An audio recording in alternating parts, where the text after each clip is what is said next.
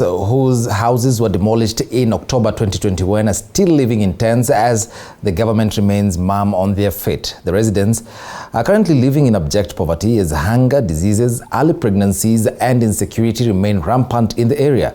Our reporter Elizabeth Atieno went back to Mukuru Kwanjenga slum 1 year after the demolitions and filed this special piece. 7 kilometers southeast of Nairobi's central business district lies the famous Mukuru Kwanjenga slum, one of the largest informal settlements in Kenya that is home to over 300,000 people. These were the sights and scenes on the 11th of October 2021 when the worst nightmare dawned on residents here. Yellow and green bulldozers landed on thousands of houses as residents who stared in utter disbelief tried to salvage the little they could. On the other hand, police officers pitched tent to ensure the eviction order from an unknown source to the residents was fully implemented. The demolitions left over 40,000 Mukuru Kwanjenga residents homeless, forcing them to live in makeshift camps. It is exactly 1 year after the forceful evictions that completely transformed the view of this 95.2-acre piece of land from what was once a view of houses built with iron sheets to clustered IDP camps. Some, if not all, of the tents here are in deplorable state, and residents tell us life in these tents is getting worse by the day as lack of food, illness and insecurity are the new order of the day. And even birds and animals are not spared from what appears to be a life full of misery. Mukuru Kwanjenga people got, or I can say they experienced 2 pandemics. That is the corona, which hit this area in early March 2020. Then come October last year, they were hit by those demolitions, which affected more than 40,000 people. Who are left homeless. Imagine mama tu ni kutoa mtoto, sababu ile kitu tulikuwa tunaokoa ni maisha ya watoto. Kwa mama alikuwa anakimbilia watoto, wanachukua watoto, vitu zote tukakanyangiwa na tingatinga. Yenye kama mimi mama niliokoa na ni mtu aliniokolea jirani, ni ngasi peke yake, manyumba zangu kila kitu kiliharibiwa.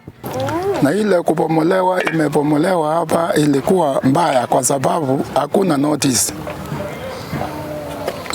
Tulistokea tu matingatinga ndio hiyo. Mwanzo tulikuwa tunasikia inakata njia. Na wakati tukajua sasa ni njia inakatwa.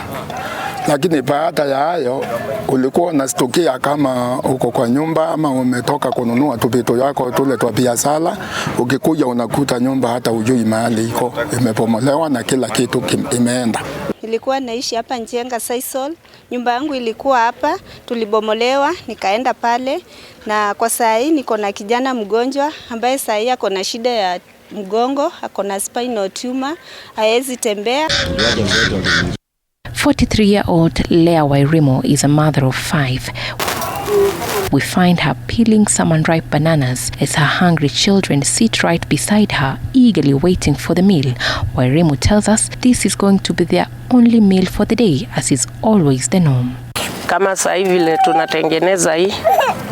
Hiyo sasa hata tukikosa bora umeonja unasema umekula, inabidi uambie memory kubali uko sawa, hata kama ni hadi kesho uko sawa. Juu ukisema bado nataka nikule lunch ama sapa na so unaona hiyo umedanganya roho yako. Ukipata unakula, ikikosekana pia utakaa tu na kubali uko sawa. Wairimo tells us life has been a nightmare as they are forced to not only battle hunger but insecurity, a situation made worse by the darkness witnessed during night time since the erected street lights are no longer working. Hata si tungetamani tuwe tunaamka asubuhi kwa nyumba, unaamka unafunga mlango wako, unaenda hapa utaamka ufunge nini? Kinunua kakitu kako uweke kazuri hapo. Kuna mwingine pia kona njaa ameona ukiweka. Ukitoka na yanakuja anapita naye. Wewe ukitoka kuhustle kwenye umetoka ukirudi ukidhania uko na kitu unapata hauna. Marepist pia wako. Wewe uko kwa nyumba hata watoto washajuanga. Nasikia tu mkilala mtoto anastuka anakuambia ndio huyo rapist anakuja. Tunapitia maisha magumu hapa. Maisha ni mabaya sana. The future of children in this slum is hanging in the balance as many fail to attend classes due to financial constraints. Maisha ni magumu kwetu kwa watoto wetu. Wasichana ukiangalia ni wadogo wadogo. Wazazi hawana kazi vile mnaona. Tena ndio huyo amekuja na mimba na uwezi mfukuza, ni mtoto wako. Utamfukuza aende wapi? Unabidi ukae na yeye. Si rahisi kwa sababu hata tangu hiyo kubomolewa, hata kuna mshana wangu mmoja haendi shule. Alikuwa form 2. Juu vile watoto walirudi shule, angeweza kurudi shule. Juu sikukuwa na pesa. Kwa hivyo aliashia form 2. Mama yake huyu lakini ni mdogo tu, alisema akipata usaidizi anaweza rudi shule. Most people who bought this brand were the girl child, and me with my CBO Slums Outreach program, I had to start an initiative called Oasis of Hope, which basically was about empowering the girl child, whereby I had to provide them with some food, sanitary pads, and the sanitizers, face masks, name them. Each family living in the makeshift camps is living in fear and anxiety, not knowing when the unknown owner of the piece of land will show up. Na sasa kama watu wanajenga, mwenye hapa akikuja kujenga atakuambia utoke. Chief alituambia mtu akitaka tulibebana tukaenda hadi kwa chief. Chief alisema mtakaa tu hapo, lakini mwenye plot akitaka kujenga itabidi umuondoke ajenge, usonge mahali pengine. Mwenye nyumba anataka kujenga na umejenga hapo, akinakuambia utoke, na kama utoki anajenga hiyo tent ikiwa ndani. Most people just moved in the nearby areas, but as you can see, some of them are coming back, and because they lack money, that's why they are unable to build. They're just putting there one structure, maybe 2 room, 1 room, because of lack of finance. But and others are still afraid that maybe they may put their structure, then it gets demolished. So they haven't gotten a clear picture of what beholds them. Jen Modoni, a mother of 2, has been living in this slum for 15 years. Her last-born child is only 1 month old. She tells us the life of her newborn is at risk, especially during the rainy season. Lakini venye tulibomolewa maisha imekuwa ngumu, especially saa hii watu wanaishi kwa tent. Ukiangalia mtoi ni mdogo sana, akilala chini. Mvua ikinyesha inabidi nilale kwa hii kiti, juu hapo chini maji bado inaingia. Alafu chini hiyo mattress nimeweka mawe just in case mvua kukinyesha maji itafikia mattress. Mvua ikinyesha sana, lakini ikiwa ndogo bado tunaweza jiekelea hapo. Anyeshewa kwa sababu tent unaona hivi, hii tent inaigiza maji na huko chini, mkunyesha inaigiza maji huko juu tena kuna nyesha. Kwa hivyo hata utakuta hii tent imejaa maji. Sasa kukinyesha usiku hapo ndio sasa shida iko. Na unajua mvua huwezi jua ni saa ngapi itanyesha. Mothers with newborn babies are unable to produce breast milk due to starvation and hence feed their children with milk bottles. Mimi hapa nakula chakula mostly ni ile nakula usiku. Mchana nashinda tu nikipiga shughuli zangu hustle, juu hata nikisema nikipata roabe kwa siku 200 nikinunua unga na mboga, mtoi hata bado hajaanza kukula, lakini nimeanza kumpe maziwa juu sikuli chakula ya kutosha. So hata kumnyonyesha hakuna kitu namnyonyesha. Nikimnyonyesha ni bure tu, hakuna kitu ananyonya, nasikia kizunguzungu. Alafu chakula pia kupata ni ngumu, ni expensive. Maisha pia ni ngumu. There are no toilets in this area. Bathrooms are just but a luxury. Kitu iko na shida tena ni macho. toilet, unakuta watu wanagonjeka sana juu mtu ana do ya kulipa toilet. Kama chakula inakosa, sasa toilet itatoka wapi? Unakuta tu mtu anajisaidia mahali popote. So pia kwa watu wameanza kugonjeka, hakuna choo. Bafu pia hakuna. Ukiangalia bafu zenye tunatumia ni mtu aweke labda ka nguo hivi au gemali kuna space, lakini bafu hakuna na choo pia. Kuna choo ziko zimejaa. Just across the contaminated Gong River and the Kenya railway line, we come across a group of Mukuru Kwanjenga youth painting and planting trees. This group, which was formed 4 years ago, is called the Millennium, and its members have now resorted to alternative means of earning a living to keep their hands away from societal vices. Kubomolewa lead to crime. Ni kitu kwa record. Si wenye hapo na vijana wenye Millennium hapo ni wase wote tulikuja tukaingia kwa crime. Jenyewe wezi lala tumbo njaa. Wezi lala nje. Juu tuliambiwa go construct a tent tutulie hapo ndani. Kwa ile tent lazima kuwe na mbao. Hujaletewa za free wewe ndo unabai. Sina bidii unanyonga mtu unatengeneza tent unalala pale ndani. So hii crime imeendelea, tumepoteza vijana wawili hivi kwa crime. So imebidi kama vijana manze tumeamua come up na kitu ili tu keep busy. At least tulishikana kama mori wa mtaa kuliko tuingilie ma crimes hivi. Tuko tunachapa shughuli yetu, tunamesha miti, tunafanya hizi maart. At least ndio kuchange pia maboy kuliko tukungoje siku tukupiga ngeta. Tunaweza come up na idea fulani. Niliona wasichana wengi kwa hapo kwa hema wamepata ball mapema. So nikaona nikikaa hivyo idol hadi mimi sindajipata hadi mimi niko na ball. So nikaona acha nijikeep busy, at least nifanye kitu sitajipata niko kwa hiyo scandal ya. Sasa so, vile kukua na nyumba unapata mtu anakuambia sikuja hata uishi kwangu badala ukaa hapa kwa hema. So hivyo ndo watu wakajipata wakapata ball hivyo. Sasa mimi nikaona siwezi kaa hapa na vile life ni hard saa hii, niseme nenda hivyo nipate ball.